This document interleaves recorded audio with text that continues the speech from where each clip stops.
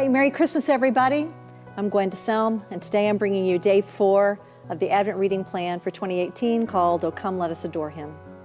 You know, one of the people in the Bible that's probably most known for his worship was David. I mean, he wrote most of the songs that we find in the book of Psalms, and God called him a man after his own heart.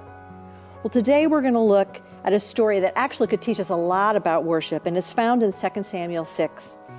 So let me just set the context for you.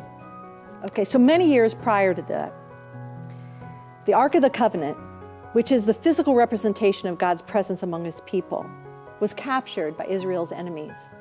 And after a pretty funny display of God's power, when the Ark was placed in the temple of the gods of the Philistines decided they'd had enough. They sent the Ark back, and it ended up at the farm of this guy named Obed-Edom, and it stayed there for decades.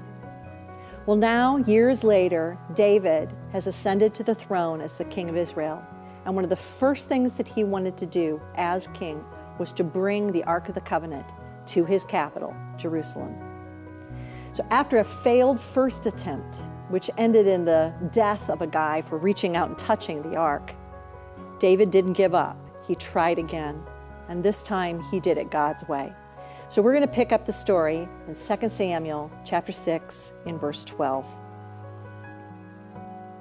So David brought the Ark of God from the house of Obed-Edom to the city of David with great celebration. After the men who were carrying the Ark of the Lord had gone 6 steps, David sacrificed a bull and a fattened calf. And David danced before the Lord with all his might, wearing a priestly garment. So David and all the people of Israel brought up the Ark of the Lord with shouts of joy and the blowing of ram's horns. But as the Ark of the Lord entered the city of David, Michal, the daughter of Saul, looked down from her window. When she saw King David leaping and dancing before the Lord, she was filled with contempt for him.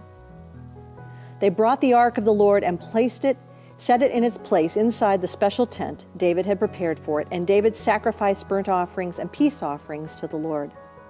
When he had finished his sacrifices, David blessed the people in the name of the Lord of heaven's armies.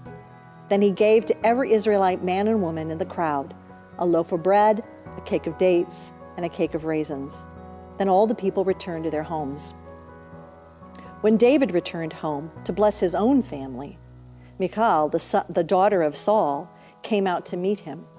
She said in disgust, "How distinguished the king of Israel looked today, shamelessly exposing himself to the servant girls like any vulgar person might do."